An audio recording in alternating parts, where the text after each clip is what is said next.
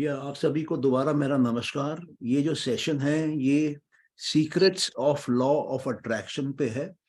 हमने law of attraction के बारे में बहुत कुछ सुना है, लेकिन इसके कुछ ऐसे अननोन फैक्ट्स हैं जो जब आपको पता चलेगा तो आप अपने जीवन में जो कुछ भी आप करना चाहते हैं, साकार करना चाहते हैं, तो बिल्कुल ही आसानी से होता है, ऑटोमेटिक तरीके से होता है। लेकिन इसमें आपके माइंड के अंदर बदलाव लाना पड़ता है, और ये माइंड के अंदर जो बदलाव है वो अधिकतर लोगों में धीरे धीरे आता है, और ये भी हो सकता है कि ये बदलाव आते आते 6 महीने लग जाए। लेकिन उसके बाद आपका मन, आपका चित्त उस तरह के पोजीशन में आ जाएगा, उस तरह के बोलिए कि वायरिंग में आ जाएगा, उस तरह के नसों का नेटवर्क बन जाएगा कि आप जो चाहते हैं अपने जीवन में वो फिर आसानी से होने लगेगा। 1 मिनट मैं जरा वो पीपीटी चालू कर लेता हूँ।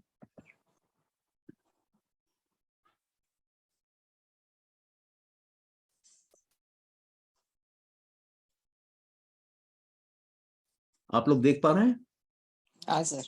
ओके, तो मैं आप सबको वेलकम करता हूँ इस सेशन में। Thank you sir. और सबसे पहले हम देखते हैं कि ये चीज क्या है और हम लोग ये क्यों कर रहे हैं। हमारा ये इसमें कोशिश है कि जितने भी लोगों के अपने बिजनेस के ड्रीम्स हैं वो सबको पावरिंग मिल जाए। सपने तो हम देखते हैं, लेकिन सपने को साकार करने की हमारे अंदर में उस प्रकार की ताकत नहीं रहती। तो ये ताकत आपको मिल सकती है जब आप कुछ टीचिंग सीखते हैं मास्टर की सिस्टम की, सांख्य की और योग की। तो हम लोग यहाँ पर मास्टर की सिस्टम एक मैनिफेस्टेशन का सिस्टम है जो कि अमेरिका में इसका खुलासा हुआ 1910 में, और ये चार्ल्स एफ हैनल एक मल्टी मिलियनर थे, उन्होंने शेयर किया था उस समय। और कहते हैं कि पूरी की पूरी सिलिकॉन वैली जो इतने बढ़िया लेवल पे ग्रो कर गई और अमेरिकन इकोनॉमी जो इतनी शूटअप कर गई, उसमें इस सिस्टम का एक बड़ा हाथ है। और ये भी कहते हैं कि ये सिस्टम जब लागू हुआ तब इसको वहां के सरकार ने बैन कर दिया था, और ये कहा जाता था कि इस सिस्टम में ईश्वर की ताकत है कि इंसान जो चाहे वो कर सकता है। तो इसलिए ये डेविल्स वर्क है, ये इंसानों के लिए अच्छा नहीं है कि इंसान जो सोचे वो हो जाए। तो उसी के ऊपर इसको बैन किया गया। 70 सालों के बाद ये बैन खुला, क्योंकि अमेरिकन कॉपीराइट लॉज जो है वो 70 सालों तक बैन अलाउ करते हैं। और मैं उसी के कुछ इंपॉर्टेंट पॉइंट्स आपके सामने रखूंगा। आपके अगर कुछ क्वेश्चन होते हैं तो आप वहीं पर मेरे से पूछ लीजिए, वरना लास्ट में हम लोग क्वेश्चन आंसर के लिए कुछ समय रखेंगे जिसमें आपके जो क्वेश्चंस हैं आप पूछ सकते हैं। तो सबसे पहला जो उसका सॉरी, हम पहले देखते हैं कि ये लॉ ऑफ अट्रैक्शन क्या है। हम लोग जनरली ये समझते हैं कि जिन विचारों में हम रहते हैं हम उसी के अनुसार बनते हैं, और जिन विचारों में हम रहते हैं हमारे आसपास उस तरह के लोग, उस तरह की परिस्थितियां, उस तरह के कंडीशन, सर्कमस्टांसेस, सिचुएशन हमारे सामने आती है और हमारे जीवन में वो बदलाव लेकर आती है। तो लॉ ऑफ अट्रैक्शन ये बोलता है कि आपकी सोच, आपके अंदर की सोच आपके बाहर की दुनिया तय करती है। और जितना ऊंचा आप अंदर सोच पाएंगे, जितना बेहतर आप अंदर सोच पाएंगे, उतना ही बेहतर आपकी दुनिया बाहर बनेगी अपने आप। आपको बाहर ज्यादा मेहनत नहीं करनी पड़ेगी। वो लॉ है, ये कानून है कुदरत का कि जो इंसान अपने सिर के अंदर सोचता है उसकी समान परिस्थितियां उसके जीवन में बाहर बन जाती हैं। अभी इसमें कहते हैं कि जो ह्यूमन माइंड है वो क्रिएटिव होता है, और क्योंकि वो क्रिएटिव होता है,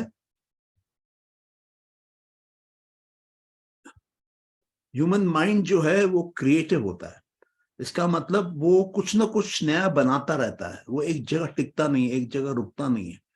और सारी कंडीशंस, सारा एनवायरनमेंट, सारे हमारे जीवन के एक्सपीरियंस जो हैं वो हमारे अंदर के जो मेंटल एटीट्यूड है हमारा, जो हैबिचुअल है, जिसकी हमको आदत पड़ी हुई है, जिसके जो हम बार बार वैसा ही सोचते हैं, उसी के अनुसार भार बनता है। कोई चीज को आप एक बार सोच लेंगे तो भार वैसा बन जाएगा, ऐसा नहीं है। लेकिन जिस जिस सोच की आपको आदत लगी हुई है, जो कि आप बार बार बोलते हैं और जिसके ऊपर आप रात में सपने भी देखते हैं, वो थॉट्स, वो माइंड के थॉट्स, वो माइंड का एटीट्यूड आपके जीवन में बाहर परिस्थितियों में बदल के आ जाता है। तो ये जो माइंड का हमारा एटीट्यूड है, ये किससे बनता है? ये हमारी सोच से बनता है। गौतम बुद्धा का एक बहुत बड़ा स्टेटमेंट है कि I become what I think. मैं जो सोचता हूं, मैं एग्जैक्टली वैसा का वैसा ही बनता हूं, मैं कुछ और नहीं बनता। तो ये एक बहुत ही इंपॉर्टेंट स्टेटमेंट हमको अपने दिमाग में हमेशा रखनी चाहिए। अगर मैं अपने जीवन में दिक्कतें सोचूंगा तो मेरे जीवन में दिक्कतें आएंगी। अगर मैं अपने जीवन में खुशहाली सोचूंगा तो मेरे जीवन में खुशहाली आएगी। अगर मैं अपने जीवन में छोटा सोचूंगा तो मेरी जीवन की घटनाएं बाहर छोटी होंगी। अगर मैं जीवन में बड़ा बनना चाहता हूं तो मेरे को अपनी सोच बदलनी है सबसे पहले, और सोच को छोटी से बड़ी करनी है। तो बाहर मेरे दोस्त, बाहर मेरी परिस्थितियां, बाहर मेरा काम, बाहर मेरे लाइफ के चैलेंजेस सब बड़े होने लगेंगे। अब इस स्लाइड में वो बोलते हैं कि थिंकिंग क्या चीज है और थिंकिंग किस पे डिपेंड करती है। तो सबसे पहली बात तो ये है कि हम जीवन में जो सोचते हैं वो करते हैं, लेकिन हम उतना ही कर सकते हैं जितना कि हम सोच सकते हैं, जितना हमारी सोचने की क्षमता है, जितना हमारे सोचने की कैपेसिटी है। तो अगर किसी तरीके से हम अपने सोचने की कैपेसिटी को बढ़ा दें तो हम अपनी थिंकिंग की कैपेसिटी को बढ़ा देते हैं, तो उसके अनुसार हमारी बार डूइंग की कैपेसिटी बढ़ जाती है। इसका मतलब थिंकिंग एंड डूइंग दोनों जुड़े हुए हैं आपस में। थिंकिंग है अंदर का सोचना, डूइंग मतलब बाहर दुनिया में काम करना। जितना आप अंदर सोच पा रहे हैं उसी के अनुसार आप बाहर काम कर पाएंगे, उससे ज्यादा नहीं कर पाएंगे और उससे कम भी नहीं कर पाएंगे। आप जितनी आपकी सोच है उतना काम आप ऑटोमेटिक आप करने लगेंगे बाहर। तो सवाल ये उठता है कि अगर हमको बाहर कुछ करना हो तो हमारा अंदर कैसा होना चाहिए? जो हम बाहर करना चाहते हैं वो पहले हमारे अंदर स्थापित होना चाहिए, वो हमारे अंदर घर कर लेना चाहिए। तभी हम उसके समान सोच पाएंगे, तभी हम उसके समान बाहर काम कर पाएंगे। तो जो हम हैं वो इम्पोर्टेंट है और जो हम सोच रहे हैं वो इम्पोर्टेंट है। तो जो हम हैं, जो हम सोच रहे हैं, उसी के अनुसार हम बाहर काम कर सकते हैं और उसी के अनुसार हम बाहर बड़े बन सकते हैं। तो ये हम क्या हैं, हम क्या सोच रहे हैं, हम क्या कर रहे हैं और हम क्या बन रहे हैं, ये सब आपस में जुड़े हुए हैं एक कड़ी में। और आप लोगों को अगर कोई डाउट हो, कुछ प्रश्न, तो मेरे से पूछेगा। अभी तक क्लियर है आप सबको? हेलो सर, ये सोच कैसे बड़ी करनी है? सोच कैसे बड़ी करनी है, बहुत ही बढ़िया प्रश्न है। मैं आपसे पूछता हूं कि अगर आपको मैं आपसे जानना चाहूं कि आप अपने जीवन में क्या बनना चाहती हैं या क्या करना चाहती हैं, तो आप क्या उत्तर देंगी? सर, स्पिरिचुअली थोड़ा आगे बढ़ना है। थोड़ा मतलब, थोड़ा को डिफाइन करना पड़ेगा आपको। सर, जितना हमें सेटिस्फेक्शन हो उतना ऐसे आगे बढ़े। वैसे हम नहीं कर सकते हैं। Whatever we think we can't do, we can't reach to that level. ये क्योंकि आपने ये सोचा है तो आपके जीवन में यही सच होगा। अगर आप ये सोचती हैं कि जितना मेरे को बनना है मैं वहां तक नहीं पहुंच सकती हूं, तो आप कभी नहीं पहुंचेंगी। वही वही बात हो रही है कि बाहर हम वही कर सकते हैं जो हम अंदर सोचते हैं। अगर अंदर हम ये सोचते हैं कि हम स्पिरिचुअलिटी में इस लेवल तक जाएंगे, तो कुदरत, ये प्रकृति आपको स्पिरिचुअलिटी में उस लेवल तक लेकर आएगी। आप समझ रहे हैं मैं क्या बोल रहा हूँ? अच्छा, ओके सर। हम लोग खुद ही अपनी ताकत को काट देते हैं। ताकत है सोच की, लेकिन सोच में अगर हम लिमिटेशन डाल देंगे तो बाहर वो ही बनेगा लिमिटेशन के साथ। तो हमको अपनी सोच में कोई लिमिटेशन नहीं रखना है, हमको अच्छा, अपनी सोच को ओपन बिग वाइड रखना है। तो उसके अनुसार बाहर हमारे जीवन में घटनाएं होंगी। आपको ये क्लियर है कि अभी भी आपके मन में कोई प्रश्न है? तो सर वो लिमिटेशन कैसे निकालें? अगर आप लिमिटेशन सोचेंगी तो लिमिटेशन है, अगर आप लिमिटेशन नहीं सोचेंगी तो लिमिटेशन नहीं है। अभी जैसे मान लीजिए कि आपके कवर्ड में 4 रंग की साड़ी है, लाल, हरी, पीली और काली। अच्छा, अब आपने ये तय किया कि मैं लाल साड़ी नहीं पहनूंगी, तो हाँ, आपको बाकी 3 में से पहनना है। तो क्योंकि एग्जैक्टली, आपने अपनी सोच चेंज करी कि मैं लाल साड़ी नहीं पहनूंगी, तो क्या होगा कि लाल साड़ी अपने आप आपके शरीर को ढकने लगी। तो बराबर, हम जो सोचते हैं वो ऑटोमेटिकली होने लगता है। ये जीवन का भाव ही है। और अगर आप इसको स्पिरिचुअली समझना चाहती हैं, योग सूत्रों के हिसाब से समझना चाहती हैं, या फिर सांख्य दर्शन के हिसाब से समझना चाहती हैं, तो वो ये बोलता है कि पुरुष जो चाहता है प्रकृति उसको वो देने के लिए बाध्य है, प्रकृति उसको लाके देती है। और ये भी कहा जाता है कि जो प्रकृति है वो, उसमें अवेयरनेस नहीं होती, उसमें कॉन्शियसनेस नहीं होता, वो अपने आप को देख नहीं पाती है। लेकिन पुरुष जो है वो अपने आप को देख पाता है, उसमें कॉन्शियसनेस है, उसमें सेल्फ अवेयरनेस है। तो पुरुष का एग्जाम्पल दिया गया है सांख्य में कि उसकी आंखें हैं लेकिन उसको पैर नहीं है, वो चल नहीं सकता है, वो देख सकता है, उसमें कॉन्शियसनेस है, वो कॉन्शियस हो सकता है कि क्या हो रहा है, क्या करना है, लेकिन उसको बदल नहीं सकता है। और प्रकृति जो है, वो प्रकृति के अंदर एक बड़ी अजीब सी चीज है। प्रकृति सब कुछ कर सकती है लेकिन प्रकृति देख नहीं सकती है कि वो क्या कर रही है।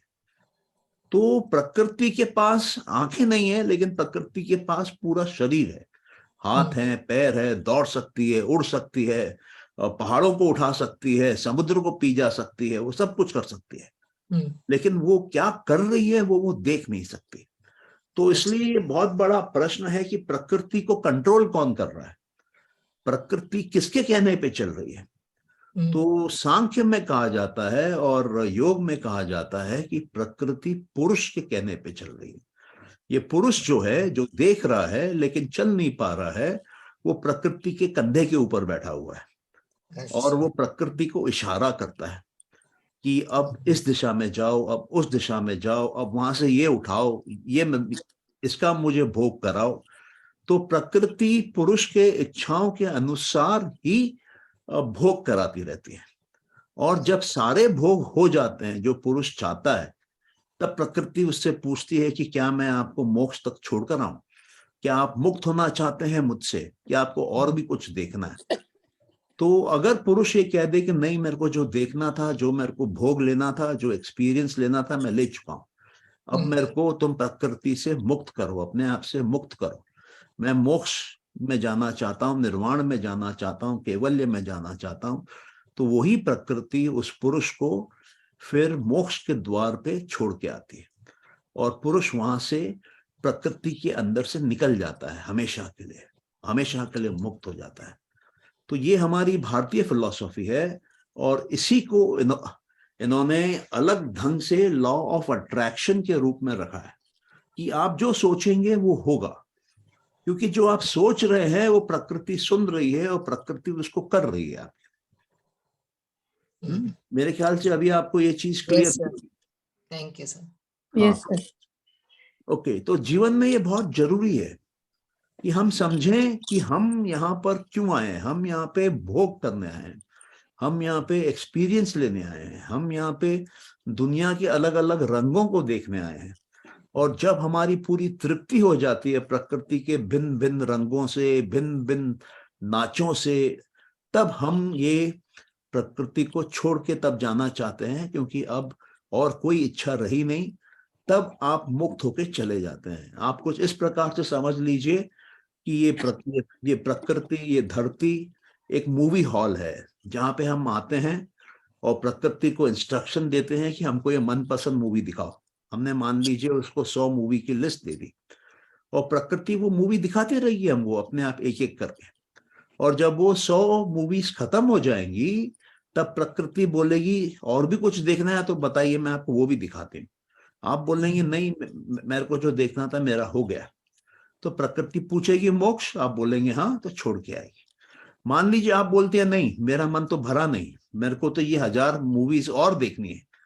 तो प्रकृति बोलेगी ठीक है, बैठो इस शरीर के अंदर, बैठो धरती के अंदर, मैं तुमको दिखाती हूँ। और फिर वो दिखाना चालू करेगी।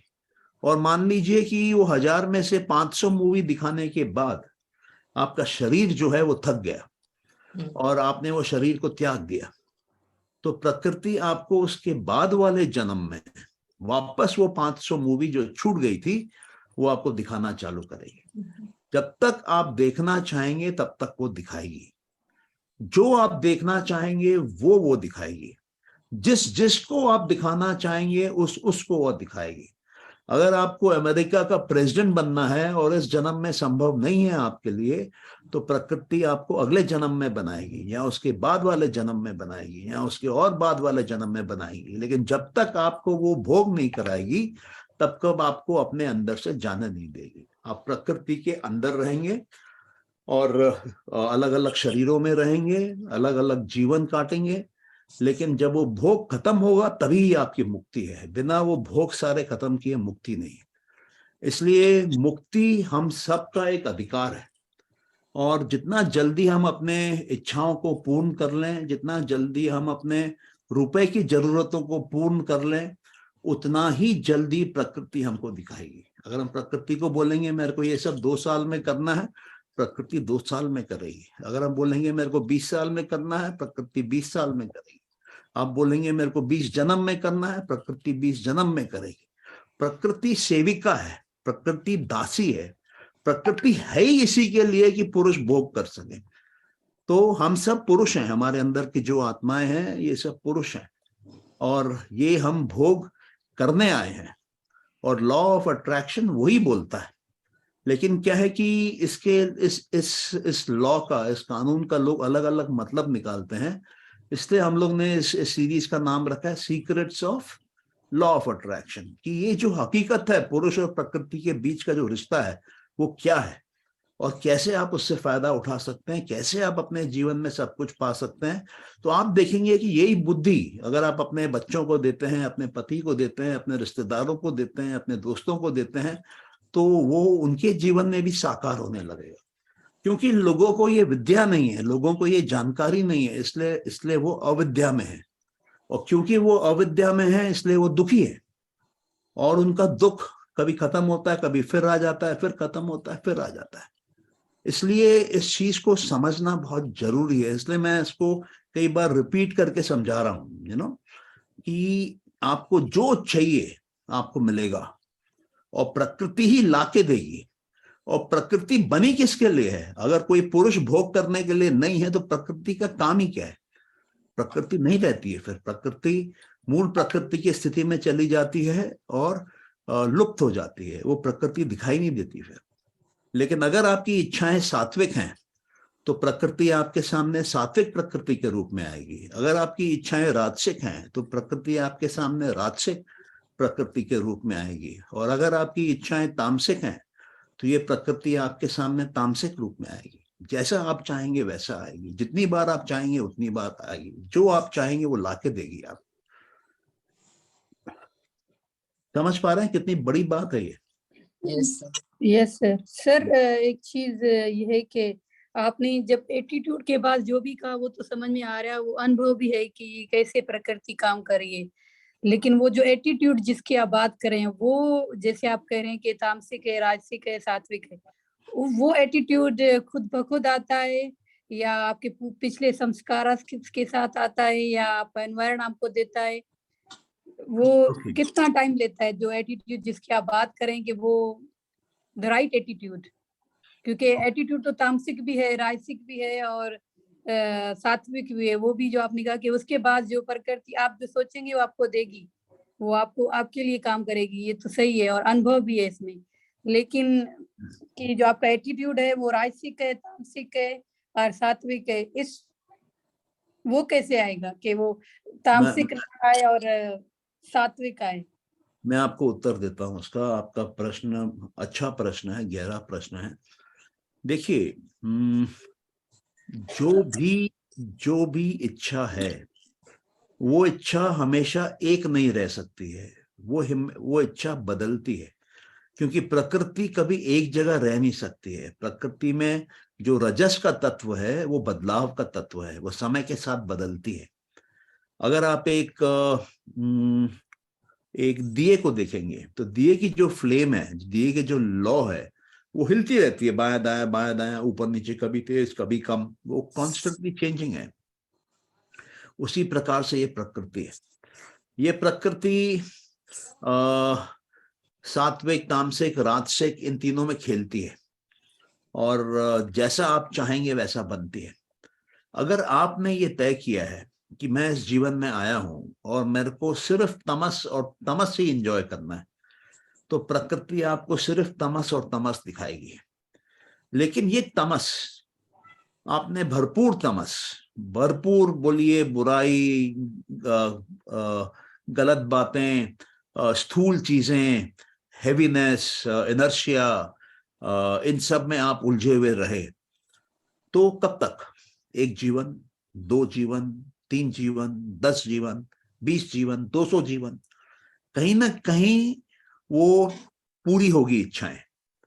तो जब तमस की रिक्वायरमेंट पूरी हो जाएगी, तब तमस से ऊंचे लेवल पे है रजस। और तामसिक दुनिया में क्या होता है? तामसिक दुनिया में आपका माइंड बहुत रीजनिंग का पावर यूज करता है, बहुत तर्क करता है, बहुत जजमेंट करता है, बहुत एनालिसिस करता है, बहुत डिसाइड करता है कि मैं करूं कि नहीं करूं, रुकूं कि भाग जाऊं। वहां पे सर्वाइवल माइंड रहता है, और वो बाहर की दुनिया से जुड़ा हुआ रहता है, इंद्रियों से जुड़ा हुआ रहता है। तो ये जो माइंड है, ये आपको हमेशा सुख नहीं देगा, ये आपको कभी ना कभी दुख भी देगा, और सुख और दुख के बीच में ये नाचता रहेगा।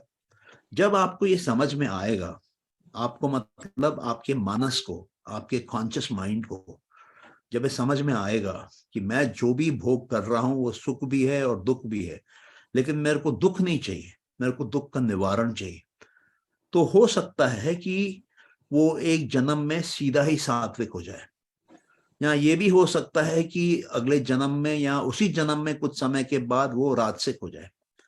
जो चित्त राजसिक होता है, जो प्रकृति राजसिक होती है, उसमें एक गहराई होती है, उसमें सोचने की ताकत होती है, उसमें कंसंट्रेशन का पावर होता है, मेडिटेशन का पावर होता है, आपका कंटेम्पलेशन का पावर होता है। तो वहां पर वो गहराई सोच में चला जाता है, और उस गहरे सोच में अगर उसको लगता है कि मेरे को इन दोनों से मुक्ति चाहिए, जो मैं तमस देख रहा था और जो मैं अभी रजस देख रहा हूं, तो ये जो दोनों माइंड हैं, तमस वाला और रजस वाला, ये दोनों इंडिविजुअल माइंड्स हैं। इन दोनों माइंड्स में दुख का एहसास होता है, लेकिन जो सात्विक माइंड है, जो सात्विक प्रकृति है, उसमें आनंद का एहसास होता है।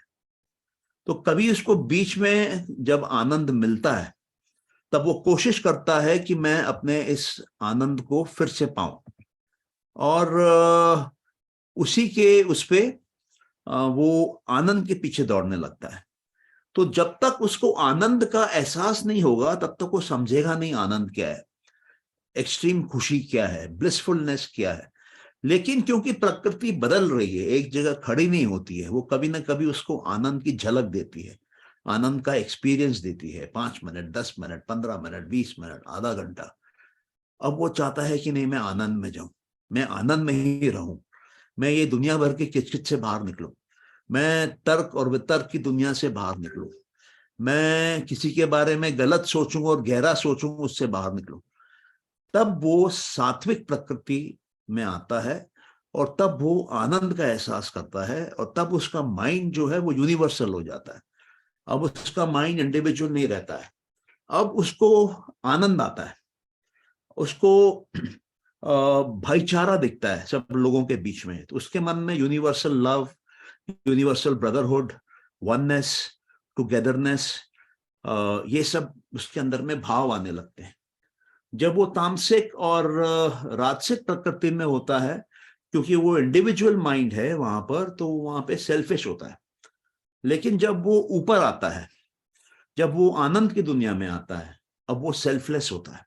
अब उसको अपने लिए नहीं चाहिए, उसको सबके लिए चाहिए, उसको समाज को देना है, उसको मानवता को देना है। वो ऊंचे आइडियल्स की बात करता है और वो समाज को बदलने की बात करता है, वो गरीबों का ख्याल रखने की बात करता है। अब वो दान देना चाहता है, अब वो कंट्रीब्यूट करना चाहता है, अब वो औरों से प्रेम करना चाहता है, अब वो औरों के प्रति रिस्पेक्टफुल एटीट्यूड रखना चाहता है, अब वो कंस्ट्रक्टिव सोचना चाहता है, अब वो सेल्फ इंप्रूवमेंट करना चाहता है। तो ये सब उसके अंदर में बदलाव आ जाता है। सात्विक प्रकृति भी पूरी तरह एंजॉय कर लेता है, तब उसके मन में भाव उठता है। अब उसको और ज्यादा आनंद की जरूरत नहीं है, उसका अंदर से रोम रोम आनंद से खिल उठा है। अब उसका आनंद शांत होने लगता है और फिर वो मूल प्रकृति की स्टेज पे जाता है, जहां पर कि उसको शांति का एहसास होता है। उसका मन में एक ठहराव आने लगता है, उसका मन स्टिल होने लगता है, उसके चित्त की वृत्तियां बंद होने लगती हैं, शून्यता में आ जाता है। तो अब वो आनंद से शांति की दुनिया में एंटर करता है। और जब वो ये जर्नी और करता है तो मूल प्रकृति से भी ऊपर की स्थिति में निकल जाता है, जहां पे पुरुष है, जहां पे प्रकृति का कोई गुण नहीं है, जहां पर कोई बदलाव नहीं है, जहां पर कुछ दृश्य नहीं है, कुछ देखने को नहीं है, जहां पर कोई गुण नहीं है, कोई वैल्यू नहीं है, कोई एट्रीब्यूट नहीं है, कोई फॉर्म नहीं है। तो शून्यता में, वो कंप्लीट शून्यता में चला जाता है और तब उसको समझ में आता है कि मैं प्रकृति से अभी मुक्त हो गया। उसको मुक्ति का एहसास होता है, उसको मोक्ष का एहसास होता है, उसको केवल्य का एहसास होता है, उसको निर्वाण का एहसास होता है। तो ये एक जर्नी है जो कि चालू होती है उससे कि मैं जो सोचता हूं वो मैं बनता हूं, मैं जो सोचता हूं वो मैं औरों में बनाता हूं। ये हमारे लिए सोचने वाली बात है कि सोच से ही सब कुछ हो रहा है, सोच से ही आपकी जगत खड़ी हो रही है, सोच से ही आपका ब्रह्मांड बन रहा है, सोच ही वो प्राइमरी एलिमेंट है, प्राइमरी इंग्रेडिएंट है एक ह्यूमन बीइंग की जिंदगी का। अब सवाल ये उठता है कि सोच उसके पास कहां से आती है? तो उसके पास सोच जो है उसके पुराने जीवन के संस्कारों से आती है। उसके पास सोच जो है वो बाहर की दुनिया में जिन जिन लोगों के साथ वो घूमता है, जिन लोगों की वो सुनता है, जिनके साथ वो समय बिताता है, बाहर के वातावरण, बाहर की सोसाइटी, उसके कारण भी आती है। इसलिए कहते हैं ना, संगत का बहुत बड़ा असर होता है। इसलिए कहते हैं कि सत्संग करना चाहिए। तो आपको अंदर और बाहर दोनों में काम करना पड़ता है, तब आप सोच को काबू में कर पाते हैं, तब आप सोच को सही दिशा दे पाते हैं, तब आप सोच को सही क्वांटम दे पाते हैं, सही सही बोलिए कि अमाउंट में जनरेट कर पाते हैं। और जब हम ये सीख जाएंगे तब ये पृथ्वी जो है ये सज्जुग बन जाएगी।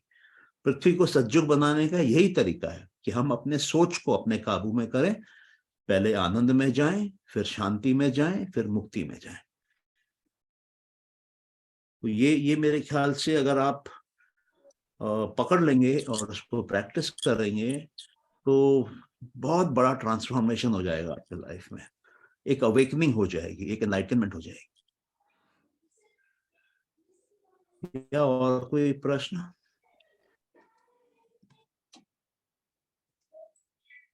चलिए फिर आगे बढ़ते हैं।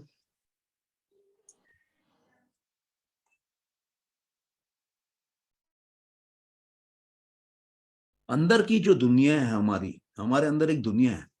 ये अंदर की दुनिया जो है ये गवर्न्ड है बाय माइंड। हमारा माइंड इसको कंट्रोल करता है।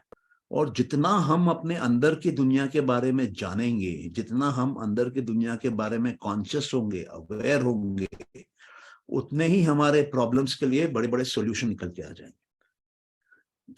क्योंकि जो कुछ भी हम जीवन में एक्सपीरियंस करते हैं उसका कारण होता है। तो जो कुछ भी हम बाहर की दुनिया में एक्सपीरियंस करते हैं उसका कारण अंदर की दुनिया में होता है, और अंदर की दुनिया का राजा है हमारा माइंड, हमारा मन। तो ये चीज हम समझ लेंगे तब हमको पता चलेगा कि ये सब कुछ कंट्रोल कहाँ से हो रहा है। हम सोचते हैं कि दुनिया हम पे हावी हो रही है, दुनिया के अनुसार हमको चलना पड़ता है, लेकिन हकीकत ये है कि आपके अंदर जो है उसी के अनुसार बाहर आता है आपके पास। और जितना आप अंदर को समझेंगे, काबू करेंगे, उतना बाहर आपका कंट्रोल में आएगा। इसको योग की भाषा में बोलते हैं स्व अध्याय करना, अपने आप को जानना, अपने आप को पहचानना, अपना स्टडी करना कि मैं कौन हूं, हु एम आई का इन डेप्थ स्टडी करना। और जब आप वो इन डेप्थ स्टडी करेंगे तब आपको समझ में आएंगे कि कितने प्रकार के मन हैं, वो मन कहाँ से कंट्रोल होते हैं, कैसे उसको हम बेहतर कर सकते हैं, और कैसे अपने जीवन को, औरों के जीवन को और समाज को बेहतर कर सकते हैं। या कोई प्रश्न यहाँ पर?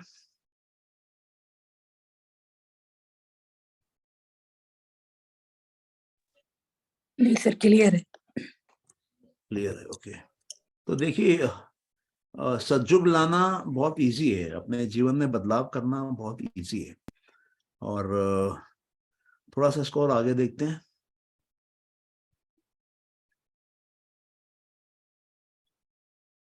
अब जो हमारी अंदर की दुनिया है उसमें हमको हार्मनी मेंटेन करना है, क्योंकि हमारे अंदर में दो प्रकार के विचार उठते हैं, फॉर में भी उठते हैं और अगेंस्ट में भी उठते हैं।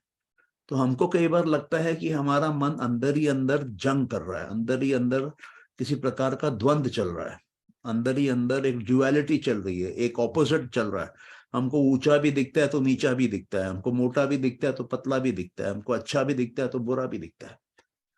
तो इसके अंदर हार्मनी स्टैब्लिश करना, जितना हमारे मन के अंदर हार्मनी स्टैब्लिश होगा और प्रेम भाईचारा स्टैब्लिश होगा, उतना ही हमारे जीवन में अबंडेंस होगी, हेल्थ होगी और लव होगी। जब हम हार्मनी की बात कर रहे हैं, हार्मनी अंदर में, तो उसका मतलब यह है कि हम अपने थॉट्स को कंट्रोल कर पाए, वही हार्मनी है। अगर मैं अपने थॉट्स को कंट्रोल नहीं कर पा रहा हूं, मेरे थॉट्स अपने हिसाब चल रहे हैं और मैं उनको पकड़ने की कोशिश कर रहा हूं, बैठाने की कोशिश कर रहा हूं, अलग दिशा में ले जाने की कोशिश कर रहा हूं, तो वहां पे हार्मनी नहीं है। वहां पे एक किस्म का डिस्टॉर्शन है, एक किस्म की डिसहार्मनी है, एक किस्म की एनमिटी है। आपका थोड़ा मन दूसरे मन से लड़ रहा है अंदर, तो इसको हटाना पड़ता है। और जैसे आप इसको हटाएंगे तब आपको समझ में आएगा कि कौन सा विचार आपके जीवन में बाहर क्या रंग लाएगा। तो जो विचार आपके अंदर एक्टिव होगा वो बाहर एक्टिव हो जाएगा और वो बाहर रंग लाएगा। तो हमको सारे विचारों को अंदर में ऐसा डील करना है कि उनके बीच में दोस्ती हो जाए, उनके बीच में याराना आ जाए, वो अलाइन हो जाए, वो एक डायरेक्शन में चले। ऐसा नहीं हो कि आधा मन दायना जाना चाह रहा है और आधा मन बायां जाना चाह रहा है। वहां पर हमारा माइंड कंफ्यूज हो जाता है, वहां पे हमारे माइंड में डाउट आ जाता है, वहां पे हमारी चूज करने की एबिलिटी घट जाती है, वहां पे हमारा डिसीजन लेने का पावर कमजोर पड़ जाता है। तो ये हार्मनी बहुत क्रिटिकल चीज है जिसको कि हमको समझना है और अपने जीवन में प्रैक्टिस करना है। जैसे जैसे आपके माइंड में हार्मनी बढ़ेगी वैसा वैसा आपका जीवन आनंदमय होता जाएगा, वैसा वैसा आपके जीवन में खुशहाली आने लगेगी, वैसे वैसे आपके जीवन में आपकी इम्यून सिस्टम स्ट्रांग हो जाएगी, वैसे वैसे समय पर आप काबू पाने लगेंगे। तो ये हार्मनी बहुत ही इंपॉर्टेंट एलिमेंट है हमारे जीवन में। कोई अगर कुछ पूछना चाह रहा है इस पे तो आप पूछ सकते हैं।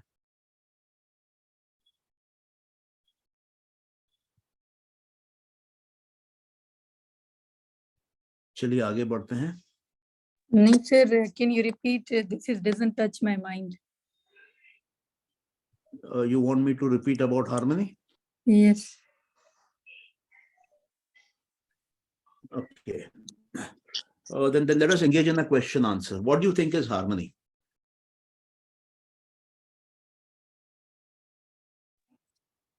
Harmony means that what you think that you are doing, like what is your thought and it's coming in actions. No, that is not harmony. Harmony means love, friendship, or togetherness, peace. और you can just check up in the dictionary what is the meaning of harmony. आपके अगर आपका mobile या laptop free हो तो आप एक बार check करके देख सकते हैं कि हार्मनी का मीनिंग क्या है. Is that possible for you? Yes, sir. हाँ, तो just check what is the dictionary meaning of harmony.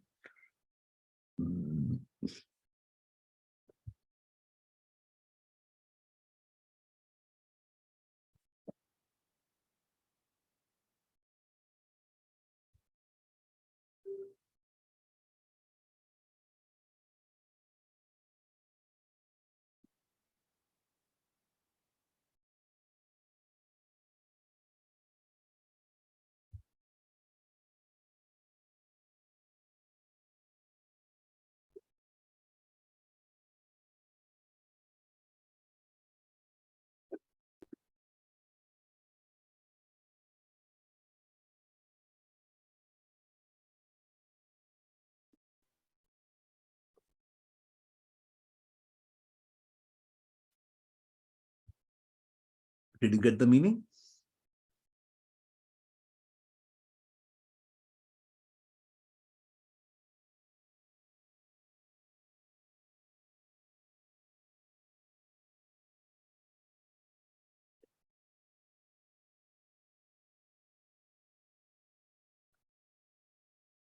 अच्छा, आप हार्मनी का मीनिंग लोकेट करिए, तब तक थोड़ा आगे चलते हैं.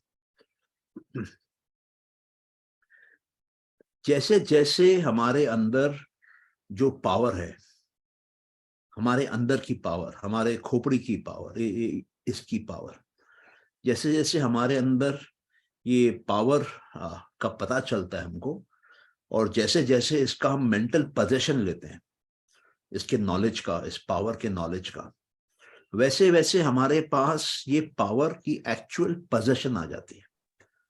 और ये जो पावर की पोजीशन आ जाती है, ये हमारे अंदर हमारी रिक्वायरमेंट्स जो भी हैं उसको मैनिफेस्ट करते हैं, उसको दिशा दिखाते हैं, उससे कुछ नया बनाते हैं, कुछ बड़ा बनाते हैं, कुछ ऊंचा बनाते हैं, कुछ आनंदमय बनाते हैं.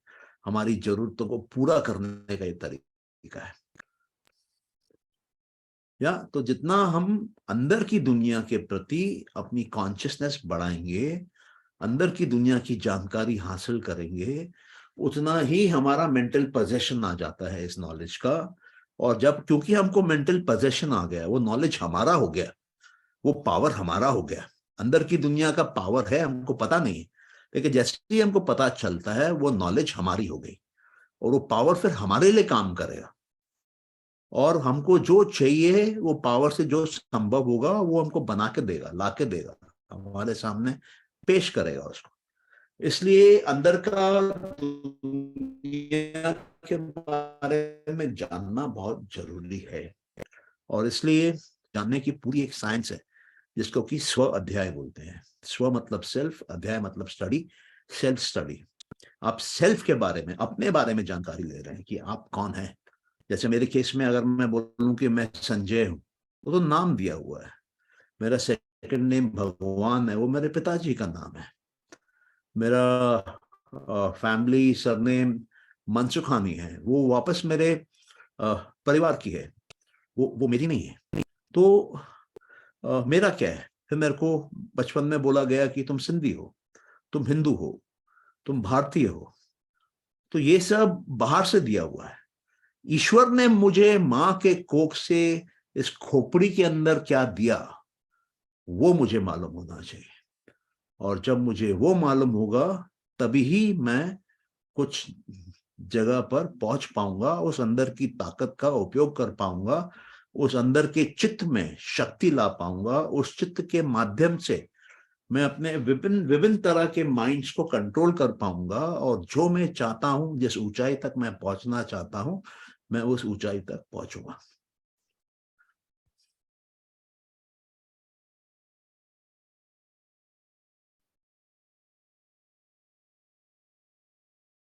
अंदर की जो दुनिया है वो एक प्रैक्टिकल वर्ल्ड है, जिसके अंदर जिन लोगों को पावर मिलती है, जिनको सत्ता मिलती है, जिनको ये समझ में आता है कि हमारे मन के अंदर एक पूरी दुनिया है, और जो प्रैक्टिकल है तो वो अंदर ही अपने चित्त के अंदर, अपने मन के अंदर, अपने सिर के अंदर कुछ भी क्वालिटी पैदा कर सकते हैं। करेज पैदा कर सकते हैं, होप पैदा कर सकते हैं, एंथुजियाज्म पैदा कर सकते हैं, कॉन्फिडेंस पैदा कर सकते हैं, ट्रस्ट पैदा कर सकते हैं और फेथ पैदा कर सकते हैं।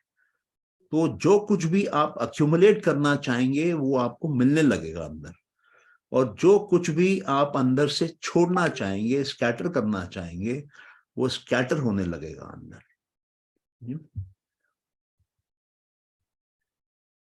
ये जो हमारी दुनिया है बाहर की, वो बाहर की दुनिया को हम कैसे देखते हैं?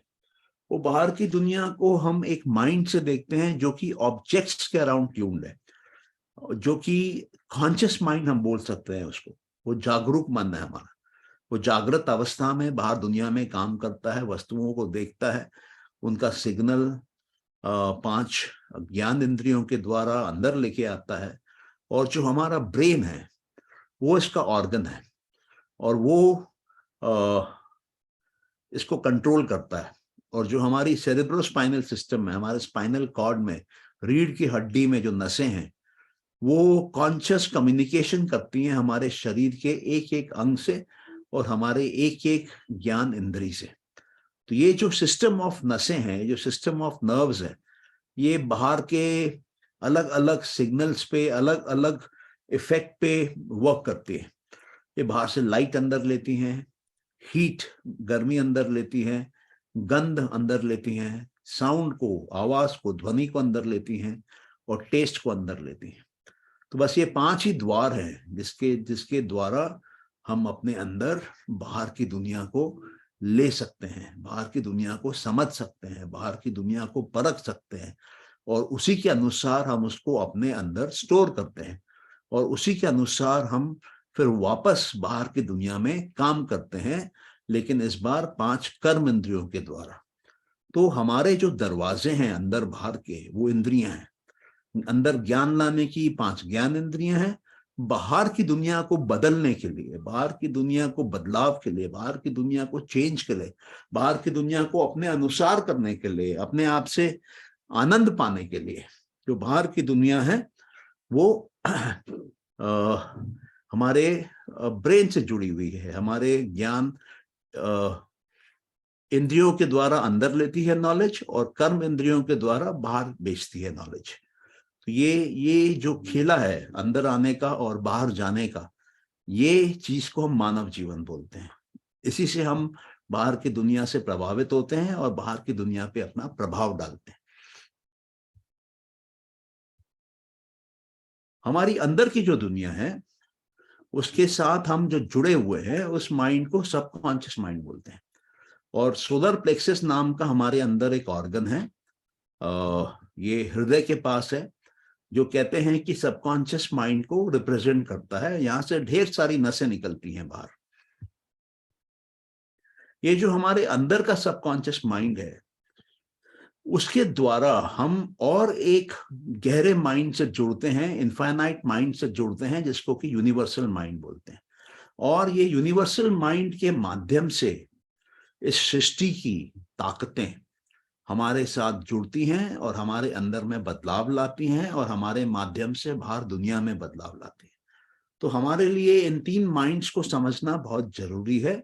एक कॉन्शियस माइंड जो कि बाहर की दुनिया से जुड़ा है, एक सबकॉन्शियस माइंड जो हमारे अंदर के शरीर को चला रहा है, और एक यूनिवर्सल माइंड जो सृष्टि का माइंड है, इस कॉस्मोस का माइंड है, इस ब्रह्मांड का माइंड है, वो भी हमसे जुड़ा हुआ है। तो वो हमसे जुड़ा हुआ है सबकॉन्शियस माइंड पे, और जो कॉन्शियस माइंड है वो जुड़ा हुआ है सबकॉन्शियस माइंड से। तो चेन में हमारे माइंड के पावर हैंडलिंग कैपेसिटी है, और उस चेन में ही वो जुड़े हुए हैं। यूनिवर्सल माइंड की ताकतें पूरी सृष्टि की, पूरे ब्रह्मांड की ताकतें हैं, उसको हम चाहे तो हम अपने अंदर ले सकते हैं सबकॉन्शियस माइंड के जरिए, और सबकॉन्शियस माइंड से हम उसको बाहर दुनिया में वापस बेच सकते हैं कर्म इंद्रियों और ज्ञान इंद्रियों के माध्यम से। ये जो 2 माइंड है, इनका आपस में काम करना ही जीवन का सबसे बड़ा सीक्रेट है। अगर आप ये समझ जाएंगे कि बाहर के जगत के साथ कौन सा माइंड काम कर रहा है और जो सृष्टि का पूरा माइंड है उससे हमारा कौन सा माइंड काम कर रहा है, तो आप समझ पाएंगे कि आप सृष्टि की पूरी ताकत को, सृष्टि के पूरे ज्ञान को, सृष्टि के पूरे पावरों को आप अपने शरीर में सबकॉन्शियस माइंड में ला सकते हैं और सबकॉन्शियस माइंड से कॉन्शियस माइंड में डाल सकते हैं और कॉन्शियस माइंड से आप उसको बाहर दुनिया में डाल सकते हैं। तो इसका मतलब ये हुआ कि हमारा जो भविष्य है वो कंप्लीटली हमारे कंट्रोल में है और हम किसी बाहर की ताकत के ऊपर मजबूर नहीं है।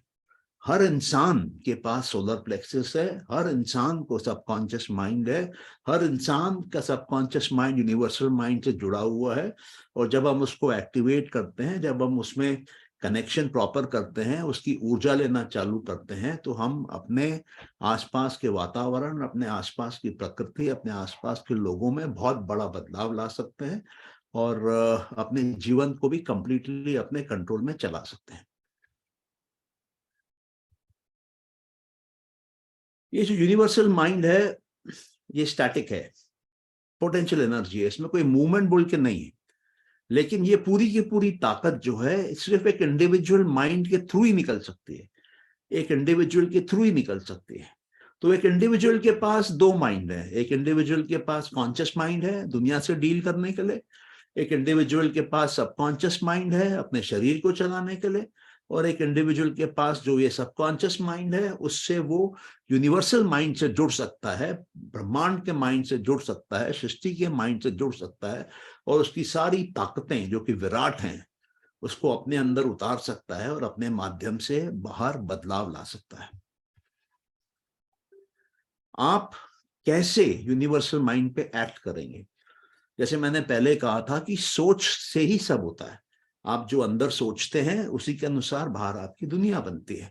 सिमिलरली आप जो सोचते हैं उसी के अनुसार आपका जो यूनिवर्सल माइंड है, आपका जो ब्रह्मांड है, आपका जो ये जगत है, जो ये कॉस्मॉस है, ये सृष्टि है, उसके साथ आप जुड़ सकते हैं और उसकी ताकतों को धरती पे उतार के अपने शरीर के माध्यम से आप बाहर दुनिया में ला सकते हैं और जो चीजों को आप चाहते हैं उसको आप पैदा कर सकते हैं, उसको आप बना सकते हैं, उसको आप उपयोग में ला सकते हैं, उससे आप समाज की सेवा कर सकते हैं, मानवता की सेवा कर सकते हैं, अपने देश की सेवा कर सकते हैं, अपने समाज की सेवा कर सकते हैं, अपनी सेवा कर सकते हैं, अपने परिवार की सेवा कर सकते हैं। इंसान को प्रभु ने सब कुछ दिया है, कोई चीज की कमी नहीं है, लेकिन ये आपके ऊपर डिपेंड करता है कि आप कैसे उसको उपयोग करना चाहते हैं।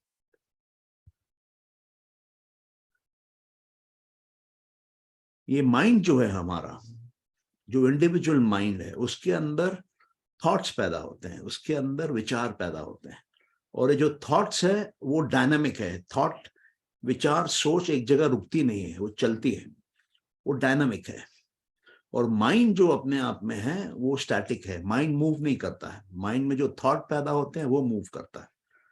तो ये एक डिफरेंशिएशन करने के लिए समझाया गया है कि माइंड और थॉट में फर्क क्या है। थॉट, जैसे मैंने कहा, कि डायनामिक एनर्जी है और वो आपकी माइंड की ताकत को चेंज करने वाली ऊर्जा में बदल देती है।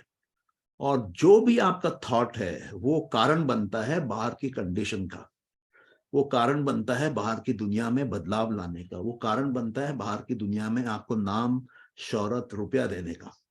अगर आप अपने थॉट को, अपने सोच को कंट्रोल कर सकते हैं तो आप दुनिया में कोई भी आउटकम पैदा कर सकते हैं।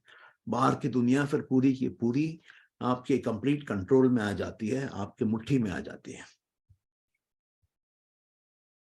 ये यूनिवर्सल माइंड जो है, जो कि जगत का माइंड है, सृष्टि का माइंड है, ब्रह्मांड का माइंड है, ये सब जगह मौजूद है। ये एक एक एटम में मौजूद है, एक एक एटम को इंटेलिजेंस है और एक एक चीज जिसमें ये मौजूद है वो अपने अल्टीमेट पर्पस पे जाने की कोशिश कर रही है। तो यूनिवर्सल माइंड सब जगह पर है और यूनिवर्सल माइंड ही एक बहुत बड़ी इनफाइनाइट पावर है, बहुत बड़ी इनफाइनाइट ताकत है, जिसको कि हम अपने सोच के अनुसार एड्रेस कर सकते हैं, अपने साथ जोड़ सकते हैं, उतार सकते हैं और उसका सदुपयोग कर सकते हैं। ये जो रिलेशन है यूनिवर्सल माइंड और कॉन्शियस माइंड के बीच में, इससे हमको समझ में आता है कि हमारे अंदर की ताकतें क्या है, और इससे हमको समझ में आता है कि ये अंदर की ताकतें बाहर हमारे दुनिया में क्या जादू कर सकती हैं। तो यूनिवर्सल एक एंड पे है, हमारे कॉन्शियस दूसरे एंड पे है, और बीच में सब कॉन्शियस माइंड है। तो जब हम कॉन्शियस माइंड, जो इंडिविजुअल का एक्शन करने वाला माइंड है, जो इंडिविजुअल का नॉलेज लेने वाला माइंड है, जो बाहर जगत से ज्ञान लेता है, बाहर दुनिया में बदलाव लाता है, उससे लेकर यूनिवर्सल माइंड तक, जो कि पूरे सृष्टि के माइंड से जुड़ा हुआ है, हमको समझ में आता है कि हमारे अंदर में किस प्रकार की ताकतें आ सकती हैं। वर्ल्ड विद इन में कौन कौन से पावर्स को हम ला सकते हैं, उतार सकते हैं, और जिसका बाहर की दुनिया से क्या संबंध है, और बाहर क्या बदलाव लाया जा सकता है। अंदर की दुनिया जो है वो कारण है, और बाहर की दुनिया जो है वो उसका इफेक्ट है। जो भी चीज दुनिया में है उसका कोई ना कोई कारण है। तो बाहर आप जो कुछ भी देख रहे हैं उसका कुछ ना कुछ कारण है। आपके पास गाड़ी है तो उसका कुछ कारण है, आपको ये शरीर मिला है तो उसका कुछ कारण है, आपके पास बुद्धि है जिससे आप रुपया कमा रहे हैं तो उसका कुछ कारण है।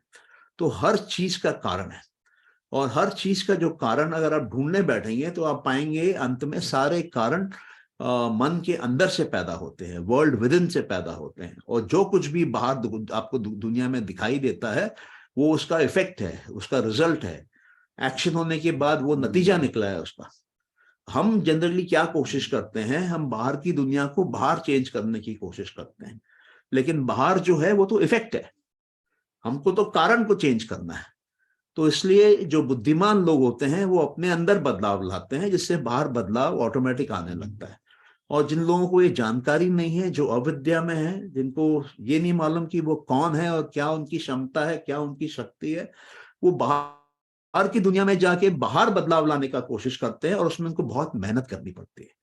लेकिन सरल तरीके से आपको बदलाव लाना है, सरल तरीके से आपको कोई रिजल्ट जनरेट करना है, तो आप उसका कारण खोजिए, और कारण खोजते खोजते भीतर तक आइए, और जब भीतर में आते हैं वहां पे आप चेंज करिए, आप देखेंगे बाहर का रिजल्ट चेंज हो जाएगा। अंदर में आपके एक फाउंटेन ऑफ सप्लाई है जो कि यूनिवर्सल है। यूनिवर्सल है मतलब उसकी ताकत ब्रह्मांड के समान है। ब्रह्मांड ने आपके अंदर एक ऊर्जा का एक फाउंटेन खोल रखा है, और वो जो ऊर्जा का फाउंटेन है वो सप्लाई करता है अनलिमिटेड। और जो बाहर आपको दुनिया में दिखता है वो उस फाउंटेन का आउटलेट है। वो अंदर का जो यूनिवर्सल फाउंटेन है उसकी जो सप्लाई निकल रही है वो धीरे धीरे आपके माध्यम से बाहर दुनिया में जाती है, और जाके अपने लिए एक बहुत बड़ा बदलाव लेके आती है, आपके लिए, परिवार के लिए, समाज के लिए, देश के लिए, मानवता के लिए, पूरे के पूरे धरती के लिए। तो इसके बाद यहीं पे हम इसको खत्म करेंगे। और आपसे यही है कि ये आप जो रिकॉर्डिंग देख रहे हैं या ये प्रोग्राम सुन रहे हैं, तो उसके बाद आप 5 मिनट, 10 मिनट, हो सके 15-20 मिनट का एक मेंटल एक्सरसाइज करिए। एक जगह पर बैठ जाइए आंखें बंद करके, और देखिए कि आपकी जो अंदर की दुनिया है, आपके माइंड को देखिए, और देखिए आपको क्या देखने मिलता है, क्या विचार आते हैं, क्या पिक्चर आते हैं, क्या इमोशन आते हैं। तो ये आपके अंदर की उपज है, ये आपके अंदर का कारण है, और ये बाहर उसके अनुसार ही रिजल्ट लाएगा। जब हम अंदर की सफाई करेंगे तो बाहर की सफाई जो है वो अपने आप हो जाएगी।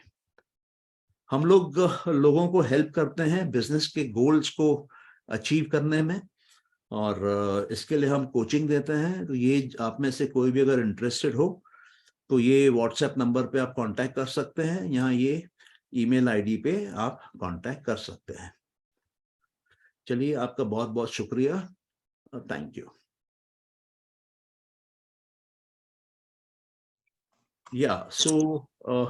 कोई क्वेश्चन हो आपका तो आप पूछ सकते हैं।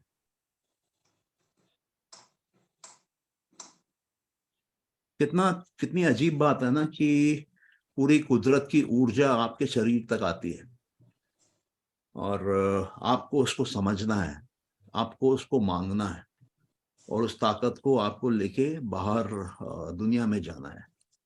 बस आपको सिर्फ उसका कंड्यूट बनना है, वो अंदर का फाउंटेन जो निकल रहा है और बाहर जो हो रहा है उसको जोड़ना है। तो जिस हाई क्वालिटी का जोड़ आप अंदर लगाएंगे उसी हाई क्वालिटी में बाहर आपका जीवन जो है वो पूर्ण रूप से बदल जाएगा। या कोई प्रश्न यहाँ पर? सर अगर ये बच्चे को सिखाया जाए तो कितना इजी हो जाएगा? बहुत इजी हो जाएगा, बहुत इजी हो जाएगा। यंग एज में अब जो देते हैं वो फट करके ले लेंगे हम लोग। हाँ नहीं, बहुत इजी हो जाएगा। और प्रेफरेबली मेरे ख्याल से जो बच्चे क्लास 9 से लेके क्लास 12 में हैं हाँ, उनको और जो बच्चे कॉलेज में हैं स्टार्टिंग के 2-3 सालों में उनको इनको देने से इनका पूरा थॉट प्रोसेस रिफाइंड रहेगा और बहुत पावरफुल रहेगा, और ये लोग जीवन में जो भी इनके सपने हैं सब साकार होने लगेंगे। ये सिलेबस में इंक्लूड करना चाहिए। और वो तो मुझे नहीं पता क्योंकि उसमें बहुत बड़ा एक प्रोसेस है। सर एक आप लेटर क्यों नहीं लिख सकते नरेंद्र मोदी को? नहीं देखिए, मैं थोड़ा पॉलिटिक्स से दूर रहना चाहता हूँ और मेरे लिए जो संभव है मैं वो कर रहा हूँ, और प्रभु की इच्छा रही तो फिर ये घर घर तक ज्ञान चला जाएगा। Okay sir, thank you. Welcome. Thank you. चलिए फिर क्लोज करते हैं। Thank you Okay, so sir. Much.